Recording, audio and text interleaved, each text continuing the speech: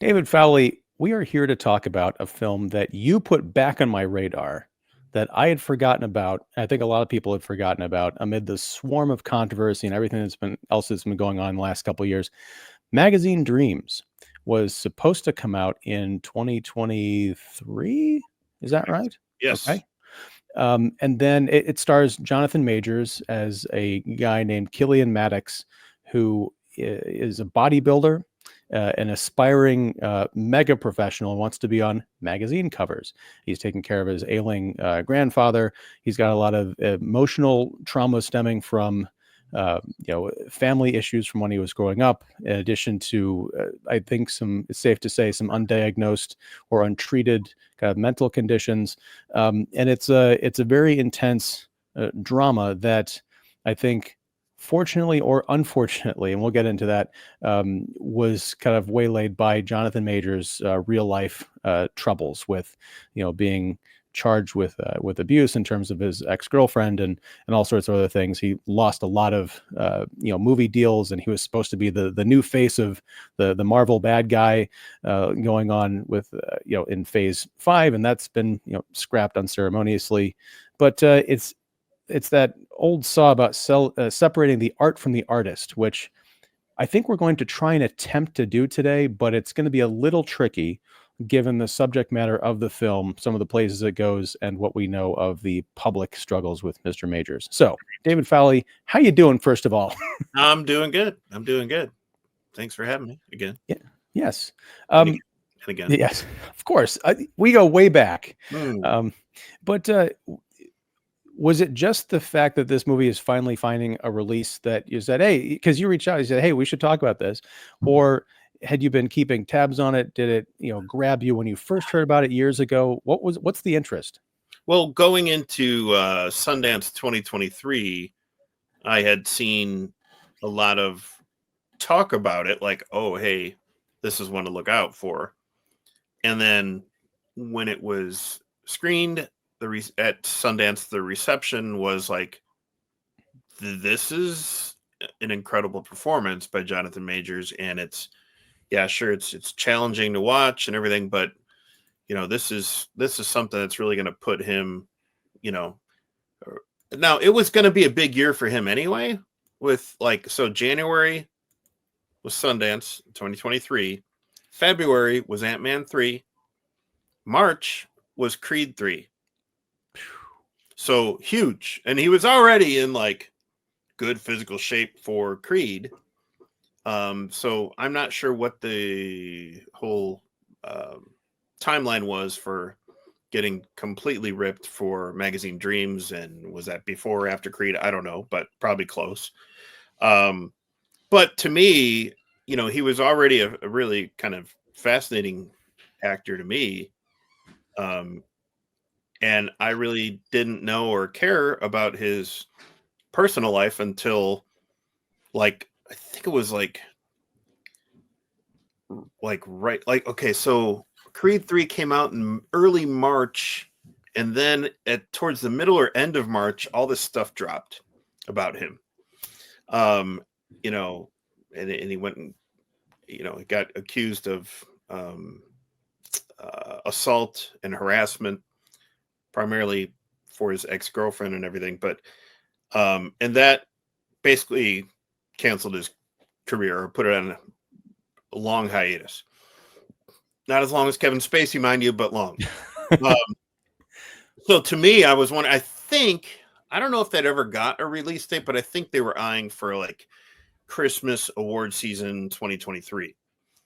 Came out and premiered in January at Sundance, and then it got great reviews, and then it was gonna did get picked up by Disney Searchlight, under Searchlight, and then it would get released by Searchlight, Disney, around December. So that never happened, and so my main curiosity was, what are they ever going to do with that? And now after March 2023, so many other even commercials that he was in, other films lining up, is all canceled. It's all put on hiatus. So that's where I come into an interest in magazine Dreams is like, okay, is this ever going to come out? And, how is it going to be received? And so now it's 2 years. Yeah. It is 2 years later. And it's strange because when you're going through all this, I think it's still that sort of COVID time lapse or time warp hangover thing, because I'm remembering all of this like it was yesterday, but it also feels like it was 10 years ago. Yeah. So yeah, now that the movie is out, we do have to contend with it. I mean, people can go see it. I'm sure it's going to be on demand or something if it's not already. But it's written and directed by Elijah Bynum, who I'm unfamiliar with his work. And I've got to say, the talent on display here is not just from Jonathan Majors. I think it is Bynum as a director. Yeah. The editing is also really on point. I mean, this is the first half of this movie was exhilarating. Mhm. It's not, it's as you mentioned in your great review, which I will post down below. And I did the rare thing of reading a review before I go to talk about the person, with the person. But I wanted to see kind of where you were coming at it. And it's strange Sure. because you gave this a 3-star rating Out of 4, yeah. out of 4. And I agree with a lot of what you have to say. But my rating is much lower because after that first half, I had the same flashbacks to The Brutalist, a movie that I think is excellent in the first half, Yep. and then there's an intermission. You come back and you're like, wait, what are you doing?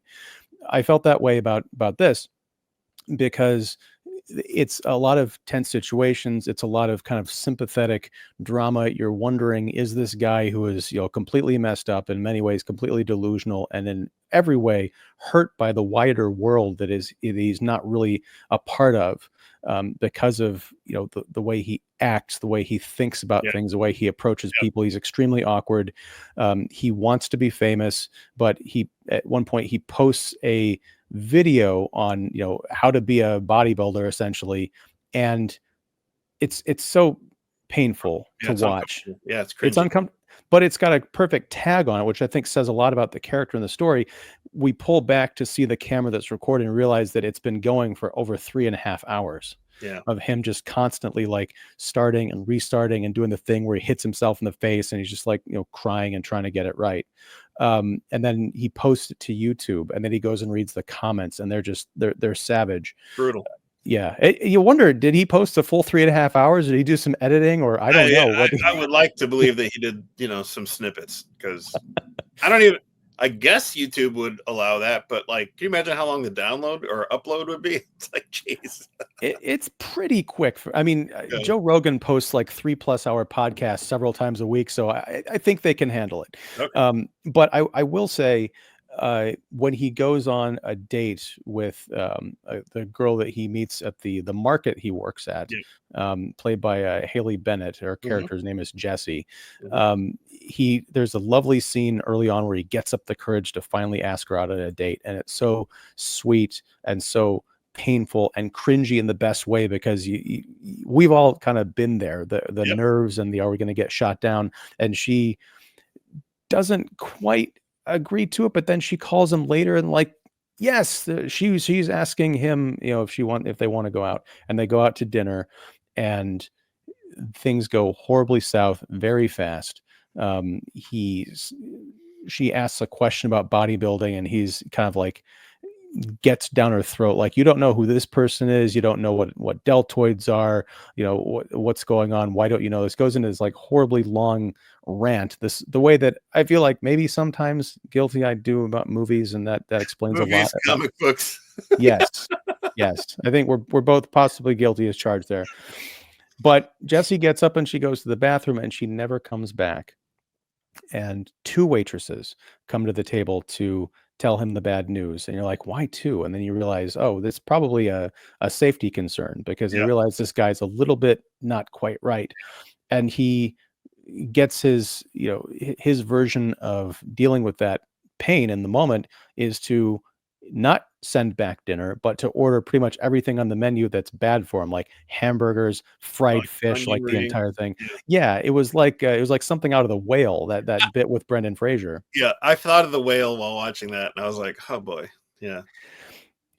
But it's shortly after this, and I don't know if this was me or the movie or just my terrible luck with what I'll call intermissions, planned or otherwise. I watched the first half of this movie yesterday morning, and I finished it this morning. And I swear to God, I sat down, I pressed play at exactly the hour mark. This movie is 2 hours and 4 minutes long, so 2 hours of credits. That second hour is, I think, complete trash. Hmm. Not in terms of the filmmaking, but in terms of the script, and I think it really does a disservice to what Majors brings to this role. I was heartbreakingly disappointed in all of the decisions that are made after that first hour mark.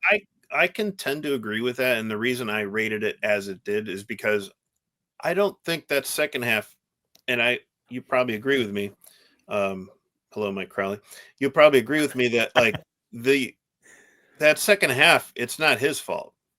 He's still putting in great work. It's just the For a way this. second, I thought you meant Killian, the character, but you're Well, talking about everything is Jonathan his Majors. fault. Yeah, Yes, yes. but no, I'm talking about Majors. It's like Right. it is really like where the story goes, and I liken it. And I said this in my reviews: is this movie made me think of two movies from last year. One was better than the other: Love Lies Bleeding and The Substance. Maybe a little bit more of The Substance, just because I think this is a guy who is so fragile, so lonely, yet has built up this massive muscle armor. And because he's consumed with how people think he should look if he's, pursuing this, and, in a similar way, that's kind of like what The Substance is this upkeep of body image. And you have this thing to live up to and everything. And it goes, in the second half of The Substance, it goes, bug nuts crazy as well. This one, you could also add a dash, a little bit of like, say, Travis Bickle from Taxi Driver. Yeah. And it doesn't go full, Mohawk Harvey Keitel at the end, but it it does, it continues to get disturbing. And while I did like it more than The Substance, just because this movie had a little bit more substance when it comes to character development Yeah. for Maddox, Gillian Maddox. I found myself a lot more aware of, oh, we're doing this, oh, we're going there, and it was a little unfortunate, but still, like, I don't know if you saw. Did you see Love Lies Bleeding last year? No, I Yeah. didn't. I I think, got to get back and watch yeah, that because I like yeah, Katie O'Brien a lot, and yeah. Kristen It, Stewart and all that. it's very fascinating. So there's a little bit of that, like the whole competition and everything. Like there's that. I don't know if this is in the first hour or second hour, but because it's been a while since I've seen it, but there's that whole scene where, and this is due to his own bad decisions, and there's a lot of bad decisions that he makes in this movie, and it it's because of his self kind of criticism, self lack of self worth, but also self absorbedness and everything. He he gets his comeuppance by these guys coming to his house as he's about to leave for a competition, bodybuilding competition. So this guy and three other his friends come and basically, whip the tar out of him. He's able to fend him back a little bit because he's no small guy, but even though he's big and powerful, he's also, he's not a fighter. He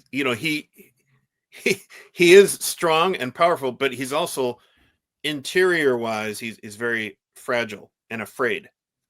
Right, and fighting takes a certain amount of experience, which we don't get the Yep. feeling, to your point, that he's Right. had, Right. professionally or just in like schoolyard scraps. We Right. don't know, but also these guys, I couldn't quite. It was the first half, by the way. This is Okay. still part of the movie that I liked because and it's not like I like to see guys getting beaten up, but it's still that point of like, my goodness, we're not even halfway done. How is this gonna? What are the repercussions of this going through the rest of the movie? Yeah. But when they work him over, in his front yard, essentially, or in his driveway, the sound, I don't Yeah. know if it was an aluminum bat or a pipe, but there was definitely the sound of metal Could have going been on, like both. into his back. It was Yeah. horrendous. And to me, like the crazy part is that, and this says a lot about the character, is that uh I don't know if it's him brushing it off or him just pushing past like he would, you know, a new an additional set of reps in a workout. Is he just keeps on moving forward regardless of his condition, and he gets in his car and he drives to whatever, the hotel or the convention center, wherever this place is, and he's like bloody and bruised, and everybody's looking at him going down the hallway. You know, again, with the camera work and everything, you get a very, you know, Substance vibe of like the way people are looking at him and everything going through the hallway and stuff. But he winds up going on the stage and everything, and you know, and these judges, and it's just him, and it's just like, gosh, you feel for him, but you're also like like, you know, that this just isn't right. Something for him to be able to just continue on with that. I mean, it's just another obvious something is not right with this guy in this movie, you know. And I mean, it's an impressive performance. It was really well done sequence and everything, but it was just like, that's just one example of this, you know. It's like, I think that's part of the problem. Is it is just one example. There's a lot of piling on, and particularly in the second half of the movie, where it's, you know, he's almost like Job, the Job of bodybuilding. The screenplay just keeps throwing things at him that are, some of it is movie cliche stuff like we've seen. Some of it is ripped from the headlines type stuff. Like, yeah, we have one shot to say everything about the state of, you know, race relations in America, so we're going to take it here. But, you know, in that sequence, there's a scene at the end of the movie which turns out to be a fantasy scene, involving, and I'm not gonna bother putting up the banner, but we're talking spoilers. When he goes to take his revenge very publicly with yeah, a machine gun, and it's very well executed, but then it's one of those things where it turns out, oh, this is all in his head. That moment should have been in the beating scene that precedes the match, or the competition, because I feel like that scene would have worked perfectly as he gets that on stage and the flash bulbs are going off, and then you have a nice big flash and he wakes up and he's on his lawn after having gotten beaten up, and he's late for the mhm, thing and police are arriving or something like yeah, that. Like he never gets the chance to do yeah. that To go competition, to the competition, yeah. because the fact that he goes up on stage there opens up a lot more questions that the movie fails to answer. My first question is, the inciting incident for this whole thing is his grandfather needs another coat of paint on his house, and so Killian calls up the hardware store that is owned by the people who are also house painters, I guess, to come Yeah, out I think it's and like a do it. painting store. Yeah, and they also Okay. do, yeah. And the guy's like, you know, we don't do anything for free, or he just didn't like the way he was being talked to. And Killian said, and this is something that he repeats a couple of times. This is a line from the movie, YouTube. This is not me advocating anything. He said, "What if I came down there and split your skull open and drank your brains like soup?" Yeah. Wow. And so he gets hung up on. And so Killian gets in his car and he drives to the hardware store, and he proceeds to break in through the windows. He destroys everything Like a single-handedly. display and a bunch of other stuff, yeah, Both plate glass windows yeah. completely shattered. This is kind of like the nice artistic touch. I'm like, this is kind of cheesy, but I appreciate it because it always works. He's wearing a white sweater so that you get the full Ah, effect yeah, of the blood and the cuts and everything. right. There is a witness. There's a lady on the street that sees him coming out of this, and then he gets into his car and drives away. But of course, because he's completely messed up, he's put his face through, you know, numerous plate glass windows at this point. He drives and crashes into another building. Um, he wakes up in the hospital and he's, you know, released. No charges, Not handcuffed. not handcuffed, no charges. He doesn't go to jail. Yeah. Now, maybe it's like, well, he drove a bit, so maybe he was a few blocks away from the hardware store, but it doesn't take a lot to piece together, hey, this guy just crashed into a building a couple of blocks away from where this hardware store is vandalized. What's going on here? There were You're no. not gonna have glass shards stuck in your sweater or anything, you know. It's like, come on. Right. And so there appears to be no consequence for this man. Um, Later with the whole, you know, beating in the yard, when these guys roll up on him, you're like, yeah, this is really terrible, especially because the one guy, of course, calls him an ape right before he leaves. But it's like, yeah, you kind of, if there's no police report, if no one is coming to like do anything about the fact that this guy smashed up his uncle's store, then yeah, a little bit of, You had this old coming. school justice, right? That leads to a scene in a diner Yeah.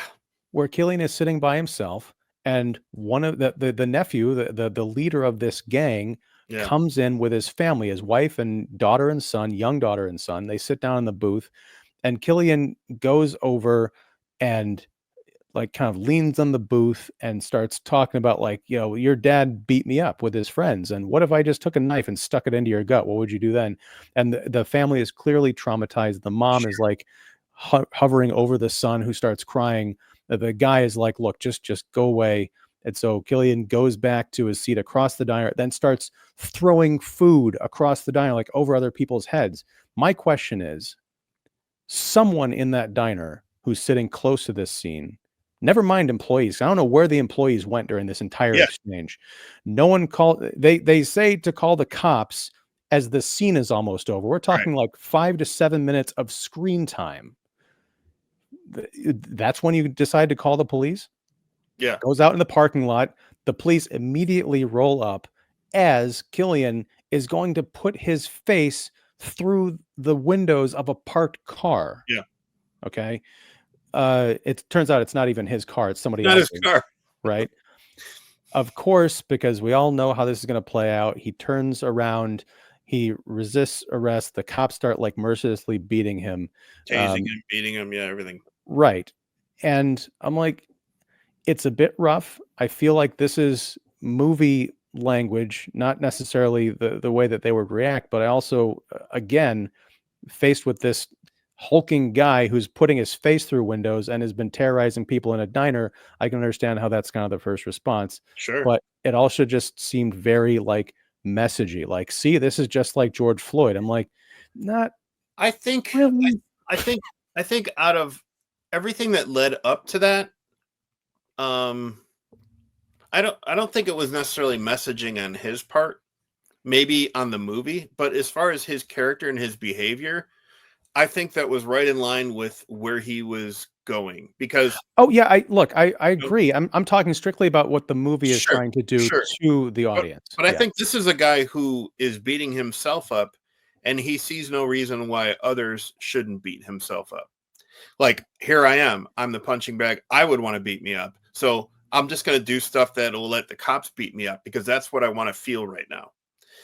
And you know, you even mentioned it too when he was doing that recording in the garage, with the this blue screen and everything. It's like he is trying to get everything right. He's messing things up, re-record, beating himself up, slapping himself. That's how he treats himself. And yes, he was disrespected, but he also, like I said, he had that beating coming because he committed the crime and see nothing was done. It's like so I don't know. I mean, I really think it's a guy who's continuously his mental health is going in this downward spiral and never lets up. I would say, like the ending of this is a little like I I don't know. I didn't it's almost like a non-ending in a way. It's like, okay, so um so yeah, Well, we got a few things to get to before we yeah, get to the ending. sure, sure. I do want to put a button on two things. One, the whole idea of him going to the competition Yeah, after getting this beat down. yeah, It is extreme, but we've also seen it before in Whiplash. What sure, yeah, 14 years ago. yeah, Execute both films executed that sequence very well. With Miles Teller's character was a car accident and he yeah, goes to perform the drum thing. This I actually went back and I cheated because I had the benefit of rewinding the yeah, screener. But I was like, is this a Scorsese Goodfellas moment? And like, it was, because we go from the car when he pulls up to the parking lot in the arena or wherever it's taking place. He goes in, goes past the people, disrobes, oils up, makes his way downstairs, goes out onto the stage, and then we have a cut. So it's a good like 3-4 Yeah. minutes of not the craziest, most complicated choreography, but you do have to respect it. Like this is a cool. That's why I say this movie is so frustrating, because on every level except for the script, I am a huge admirer of it. But Yeah. as far as the diner scene, once again, what happens after that, he ends up back talking to his therapist, I believe. Social Um, worker. Yeah. social worker. Yeah. Yeah. So social worker. Court appointed social worker. That's Yeah. That's right, because I think they mentioned that in the very beginning of the movie, their first scene together, and it's very easy to lose sight of the fact that this is a court-appointed social worker because he has so many other encounters with the law. You're like, why is this guy not Yeah. in prison? And Yeah. especially after this whole thing with the cops, he's not in jail. They don't talk about his court date or any kind of consequences. On top of that, he makes a big deal about how his physique is, everything, and particularly his face. He can't have any scars. He put his face through 2 car windows, Yeah. and the only damage he has on his face are some scars from previous beating that he took. Yeah. No, I understand you're part of the Marvel universe now, or you were, but that does not actually make you a superhero. We have to talk about Brad. Oh yeah. I didn't realize. Brad Vanderhorn. Yeah. Brad Vanderhorn. Great name. Great name. And I love that the commitment to detail in this movie, because until it was like way far into the narrative, I was wondering, is this an actual Bodybuilder. right? Because they've got competitions that they show, like 90s VHS tapes of this guy competing, posters. Killian has posters of him all up on his wall. It looks like a real thing. It's almost like someone's a fan of like I don't know, LeBron James or something like Sure. that. They want to, Pop star or something. Yeah. exactly. I didn't realize that I was going to be low key watching a feature length adaptation of Eminem's Stan, but that's exactly what this movie is. He's writing letters to this guy, Brad, throughout the film, and he narrates, so we get to hear what he's writing to him. And eventually Brad calls Killian up. And Yeah. he says, hey, I'm going to be in town next week. Do you want to get together and meet? I can take you backstage to this thing I'm doing. You can see it. We can hang out. And it's another one of those great kind of cringy performance moments, because Killian is sitting there not saying anything. And you get the feeling that Brad is on the verge of hanging up. Like, you're going to blow your shot to meet your hero. Yeah. I have to say, some of my favorite moments in this movie are when he's on the landline at home. Because it's almost like it's alien to him that, number one, he would get a phone call, and number two, like actually talking to somebody on the phone is almost more painful than talking to somebody in person. And granted, it is painful for him to talk to somebody in person, but and that's why he can communicate physically. And that's why he's good on the stage. He knows how to flex. He knows what to do. Everything. You get him to talk, and he doesn't know what to do. And so it's so fascinating to me that, like, being on the phone it's almost like alien to him. Like, what is this? I don't know what to say here.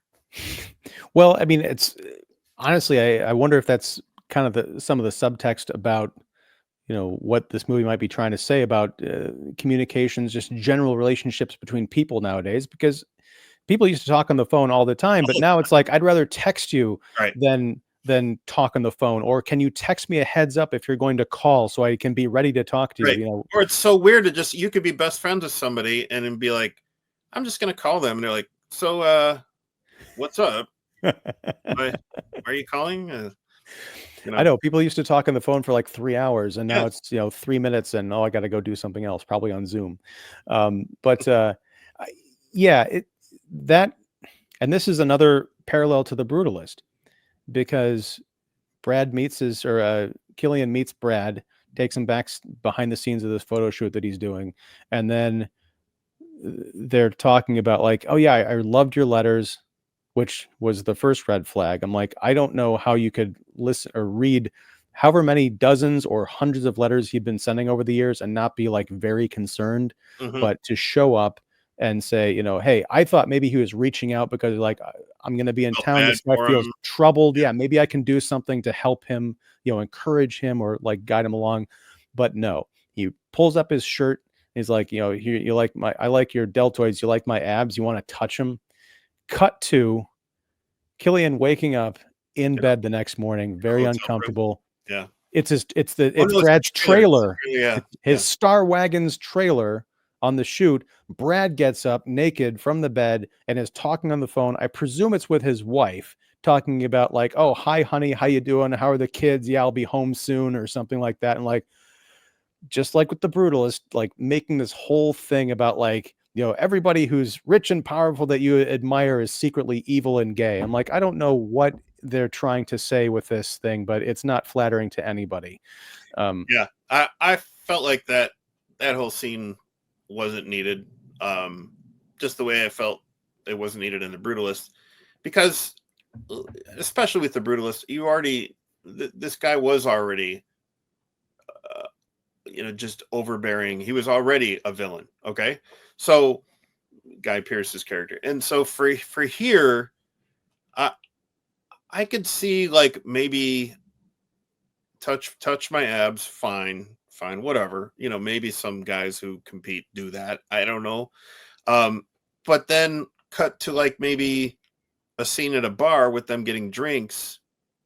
And like the thing is Killian, he's not stupid. He's troubled, you know, um, and he's extremely lonely and insecure. But like I think there would have been, you could have maybe had some drinks at a nearby bar or something, and there could have been some red flags for him. And in like the reverse experience that he had with the date with Jesse, he could have been the one to walk out and think, you know what, meeting your heroes is not a good thing, or something, but then for him to just be this, just to be taken in like that, I don't know. Because there's another scene with a prostitute. It's Which shortly is after. much better. It is much better. Yeah. And it's also tinged with danger to the point where like because we don't know what he's capable of, or if he's Well, going to not snap, or if there could be an accident, well, we do know what he's capable of. We just don't know if that's going to play out here like that. Right. Right.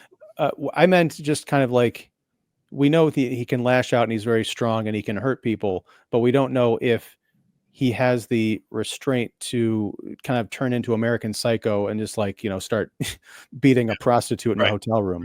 Right.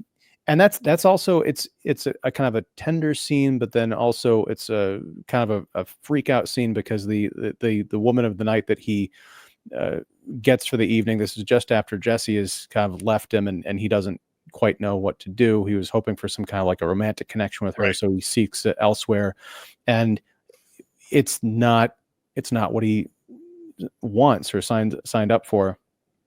And yeah, it doesn't end well. But I will. It's just it's another kind of vignette of awkward encounters that are just kind of like rinse and repeat throughout the movie. It's almost like a roulette. Like at which one is it going to turn like violent? And Yeah. after a while, it kind of becomes repetitive. Like I don't really care anymore. The whole scene where the grocery store manager has to let him go, but even that has problems. Like because Killian is in the produce aisle, like shucking apples onto a display, and there's a lady very understandably standing there watching, like, Unnerved. yeah, like what's going on with this guy? And he turns and smiles, and he's got a mouth full of bloody teeth. And then he says something, really inappropriate, or like he's threatening her. And the manager, who's like right next to them, says, like, yeah, when you're done with your customer, come see me in the Yeah. back. Yeah. Keep on tormenting her, but Yeah. let me know when But you're done. right, but he goes into the back and he's like, "I gotta let you go." And he's like, "That one time when you were gone for a week and a half, I overlooked that." I'm like, "I'm sorry, you did what?" The guy no shows to his job, and you just kind of let it skate. And there's little things about each interaction that you pick up on with Killian too. Is that interaction like the he was like, yeah, when you when you tore a tendon and you were gone for a week, Killian's only response was bicep. It was a bicep that I tore. And it's like, okay, that's what you're getting out of this whole conversation. Then we obviously have a problem. And so it's like those little things that, like, some of those lines and even the way they're acted out are great.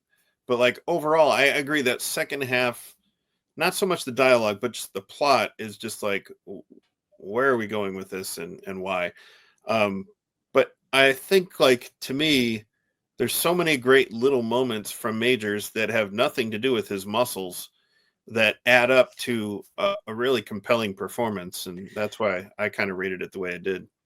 No, and that's the thing is I don't blame you. I just Yeah. can't I just Yeah. can't join you in that because ultimately it comes down to a recommendation. Like Sure. and going back to Major's personal life, I don't know behind the scenes what kind of say he had in seeing that this movie got released, Yeah. or if it's more like, look, we spent however much, or the producers, whoever said, we spent however much money to make this damn thing 3 years ago, 4 years ago, whatever.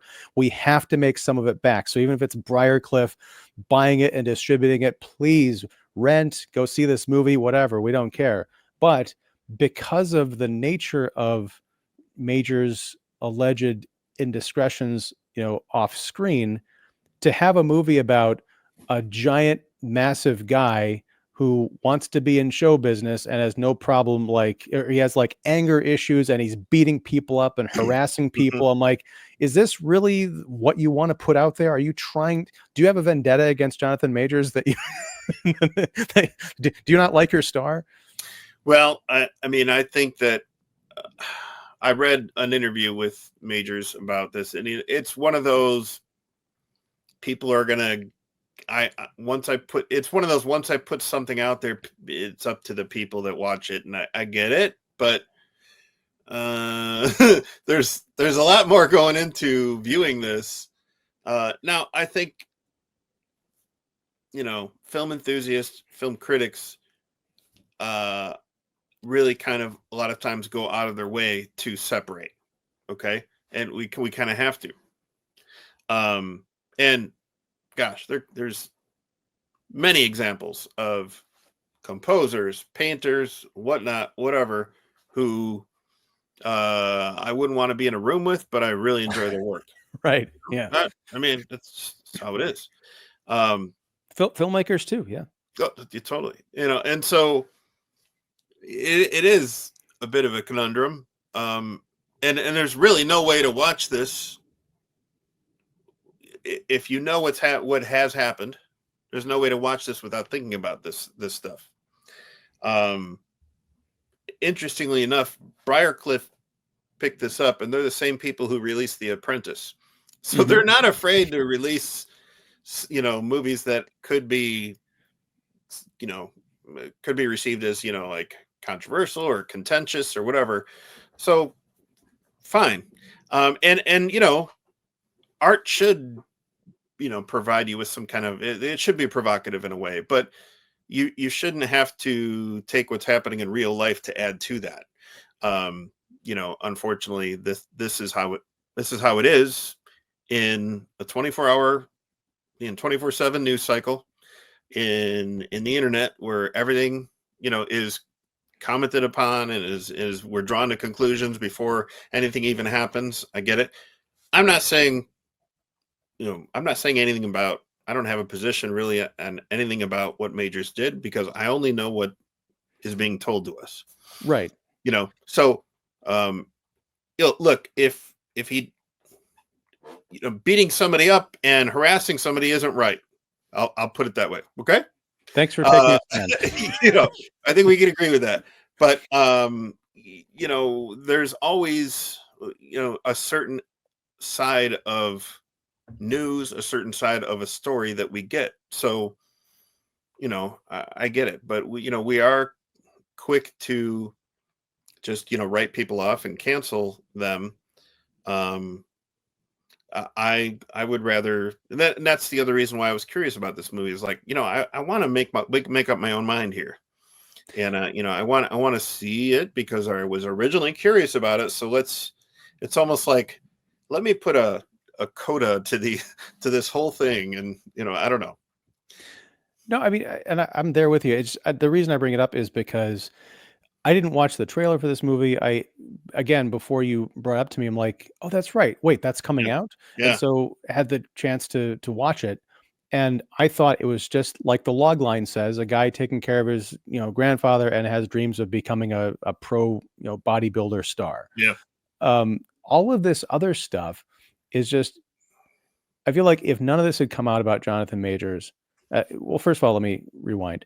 The interview that you read with Majors talking about like, well, people are gonna, bring to it whatever. Was that before or after the controversy No, that came was. out? I think I posted that in our group. It was like a week or two leading up to the release of this movie.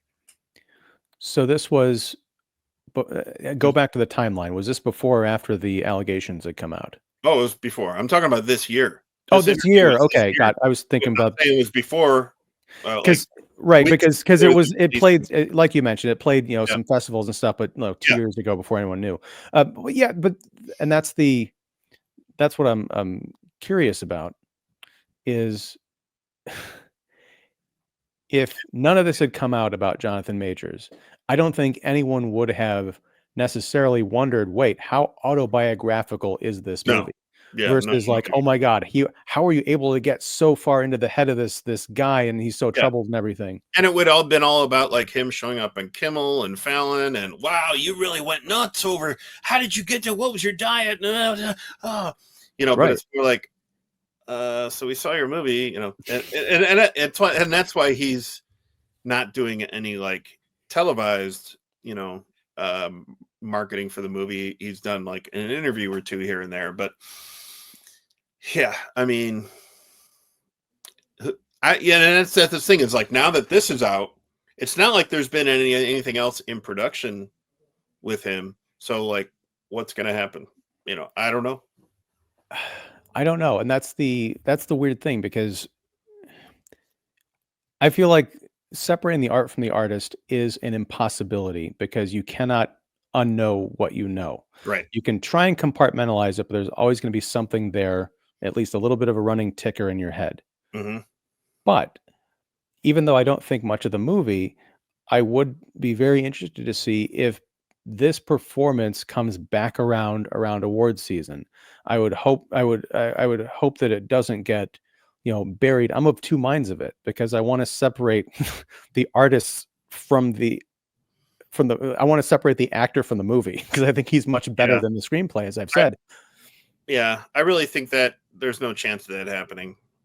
Because I really don't feel like, you know, I, I feel like it needed to get released. It had to get released, and here we are. It's getting pretty good reviews, but it's still there's this uncomfortable. It's an uncomfortable watch, and it's not like you said. I wouldn't necessarily recommend it, only to certain people I know who could probably handle it. Uh, and I don't know if I would sit through it again. Maybe some parts, but you know, um, it's interesting. Uh, Again, if none of that real life stuff had happened, I think we'd be having a different conversation. For sure. Yeah, Now I want to talk. We kind of teased it earlier, but I want to talk about the ending. yeah, go for it. Um, you mentioned there isn't a kind of like a full Travis Bickle moment with the mohawk, but there is. It just turned out to be a fantasy sequence. Yeah, were you talking about the whole Brad Vanderhorn thing? Yes. Yeah, So, and there's also a weird kind of cosmic callback to the substance. I know the movies are not related at all, but at one point when Killian decides to murder Brad Vanderhorn, he tears down a lot of the posters, but then he writes like, Killian Maddox over the what collage he Billy has on Maddox his was here or something? Yeah, something like that. Yeah, in because his he's room. in his room and he's like Googling like how throughout the movie Oh, he we goes didn't talk about his Google searches. does Okay, Google yeah. searches like how to get people to like you, Uh, and then later how to be remembered when you're gone or something like that. And one of them, like point number 8, is leave a lasting impact or do something that gets everyone's attention. It's heavy-handed, but you can also imagine someone in this fragile state being like, "Oh, I get it." But my substance relation is there's a picture of Brad Vanderhorn that has the eyes X'd out, and it reminded me of that one kind of iconic shot from The Substance of Demi Moore's kind of young aerobics Right. portrait with the glasses like kind of X'd out her eyes. Yeah. But Killian, here's social commentary number 85, I guess, very easily orders heavy artillery off the internet. I know, right? Come on now. It's not flagged at all. Oh. After a while, I just like, okay, I'm just gonna accept this, whatever. I would have accepted it if it had turned out like if the entire second half of the movie, at the end of everything else, he wakes up on that lawn after having gotten beaten up. Yeah. He even And then he went gets, to like a gun range too, didn't he? yeah. Yeah. Um, so he gets shotguns, guns that have magazines, like Silencers, yeah, silence, everything. the whole thing, and he's like going out. It's almost like if they were to remake the Terminator, you can get Jonathan Majors to play the Schwarzenegger role because he goes out to this club and it's like going in there, and I don't think he's armed at that point, but you feel like he could be doing something Could be. dangerous, like maybe he Yeah. has something concealed in his coat, Yeah. but just kind of like ends up looking at himself in the mirror and flexing and posing. One other thing I got to get to before we wrap up, I'm sorry, we'll go back to it, but the judge in the hotel room or the motel or the apartment. Yeah. Yeah. He Oh, great scene. Jeez. Oh. Okay, I'll grant you it's a great scene, but it's still like again, it just felt like more and more and more piling on. I totally agree. So it kind of he gets all these guns. At one point, he goes to what looked like a motel to me, or maybe it's a hotel. But the guy has a giant aquarium in his apartment, so he's obviously living there for a while. Yeah. But it turns out to be a judge from a competition in 2016. The A guy who made bodybuilding fun of his competition. deltoids. Yeah. Right. So Killian is sitting there in the dark with a shotgun, and he's like, "Do you remember me?" And the guy's like, "I judge a lot of competitions. I'm sorry, I don't know who you are." He's like, "Well, you made fun of my deltoids, 10 years ago. I want you to strip." And the guy's got a flabby physique. He's a little girly man, like the like the bodybuilders on SNL would say. And he makes him go through the poses. And to his credit, the judge knows all of the poses. I was expecting it to be a thing like, I don't know what that is, but he's he's a professional. judge. He should know these things. Yeah. Right. And you just get the feeling because at one point he says, "Okay, get down on your knees." And like, oh, here we go. But Killian just leaves. And it's which is great. It's great, but it's also very manipulative, unnecessary. I don't quite see how it relates to. Well, I think Killian wants to take this particular guy to the edge of how he's been feeling all these years, and then just leave him. Because I don't think he feels like. I mean, that's the reason why the whole taking out Brad Vanderhorn is a dream sequence, because he can't follow through with these desires of like he'd rather harm himself than somebody else. So it's just like, and I think he has somewhat of a hopefully a flicker of self-realization towards the end of this, maybe in the ending here, the very ending, but like, I think we start to get these ideas with the attempted murder dream sequence, and also this whole thing with the judge.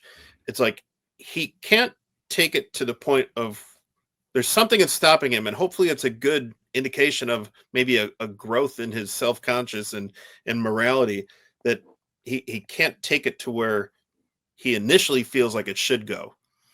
And so I kind of like the fact that he's like, get on your knees, and we think like, oh, he's just gonna either rape him or kill him, or who knows. But no, he just checks out, leaves. I don't know, I like that. Here's the thing. I like the sequence. It's very, like everything else in this movie, it's very well done. But I feel like because it's sandwiched in about 10 other setups, scenarios that are in this part of the movie, I'm just like, it just felt gratuitous. Now we will talk just to kind of wrap up the fantasy sequence we've been alluding to, but it's not a fantasy sequence all the way, and there's problems all over the map.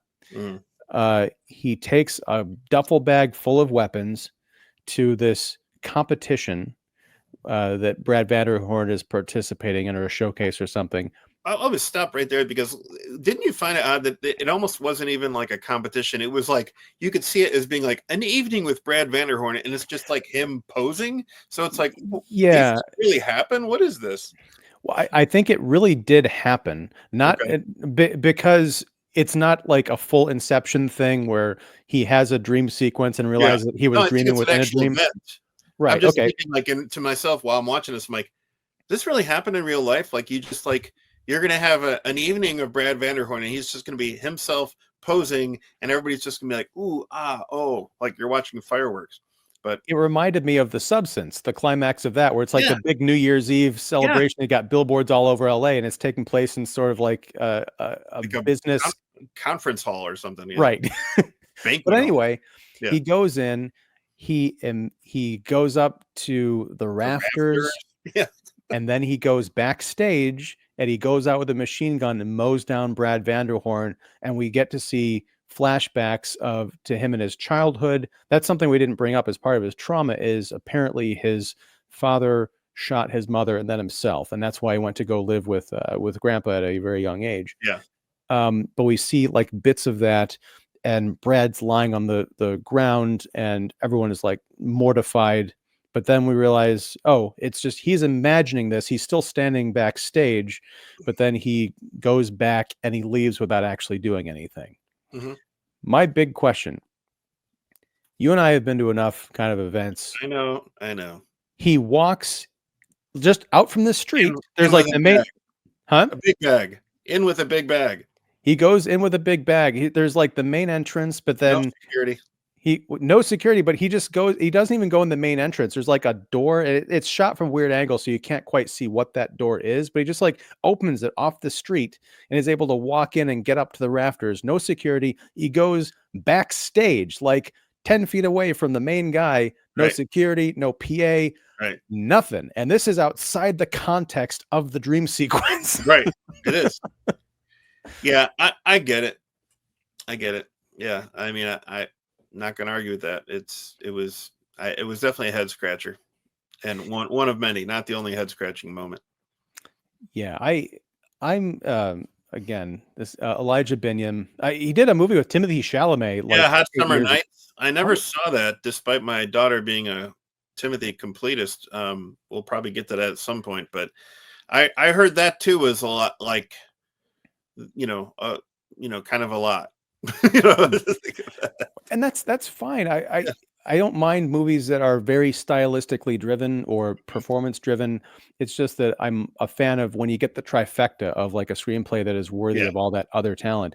So I'll tell you what, if you ever watch that movie, let me know and we can talk about that, because yeah. I really was impressed. This is the first thing I've seen by this guy. I'm like, he knows how to put a solid cast. I mean, Haley Bennett, I She was really have great.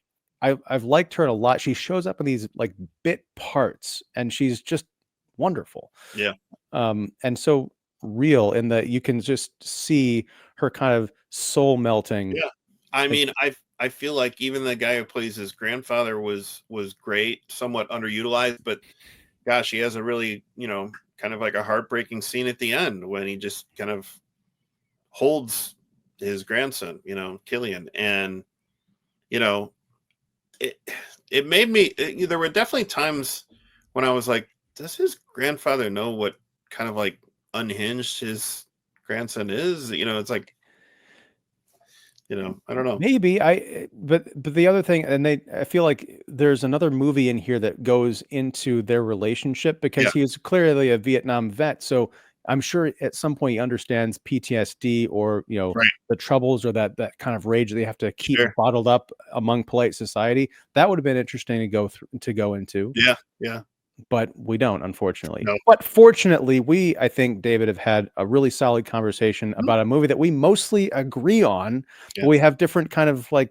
recommendation yeah. standpoints on it. I was a little bit more generous, but again, it goes back to those number of small moments with Majors that has nothing to do with oil and flexing and you know, I I saw a couple making of shots of this movie, and I'm like, this guy is literally just wearing like a G-string covering his package, and he's like totally naked with like, the director is fully clothed, and and I'm like, wow, okay.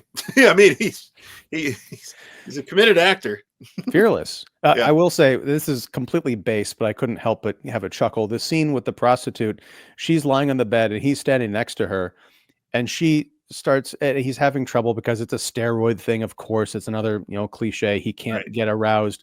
She reaches over to help him, and her arm is completely off screen, but you see it kind of like almost like I can't get this shot, but it's like she's making very Yeah, wide yeah. movements with her arm. It's like, Wow. that's if he's having problems, that's pretty generous. Okay, back to the professionalism. But David Fowley of Keeping It Real, folks, I am going to link his review down below. I think you did an excellent job, particularly in setting up the context, which we touched a bit about here, about the history of this film and its troubled release, and also why you or how you approached the movie the way you did, and your rating. Very well Cool. done, sir. Thank you. Thank you. And Appreciate it. yeah, and folks out there, if you like this show, please like and subscribe and all that business. And until next time, whenever that is, well, I know what next time is going to be. David, we're going to be talking about Snow White. Fortunately, a film that I don't have nearly as much to say on. I loved it. It was amazing. I have no problems with that film whatsoever. Oh, good for you. I was imitating another favorite Disney character, Pinocchio. Anyhow, Hey, I have to say this Snow White, and then here's my hot take. It was better than Zemeckis's Pinocchio. damn it, you recontextualized it. I got to be way more. You put that in my head. Yep. I Thank might you. even say Burton's Dumbo, but Oh, definitely. yeah. I felt nothing watching Burton's Dumbo. I felt a lot of things watching Snow White. But the fact that I could come with like a mental Rolodex of Disney live action remakes of their classic animated features is a problem in and of itself. Yeah, and we'll talk more about that on Wednesday. So yeah. Anyway, David, thank you very much for hanging out and talking about magazine dreams, folks. Is it theatrical or is it in streaming right now? No, I should it's know this. theatrical. It came out the same weekend as Soderbergh's Black Bag. Okay. Mhm. If you can find it, give it a shot. Yeah. Maybe. Yeah. All right. Well, anyway, thanks everybody. And until next time, whenever that is, whatever that is, thank you very much and take care. See ya. Hey everyone, Ian here. I know, long time no see. But if you like the video you just watched, feel free to subscribe to Kicking the Seat right here. And also check out the playlist and recommended video right here. Thanks for watching.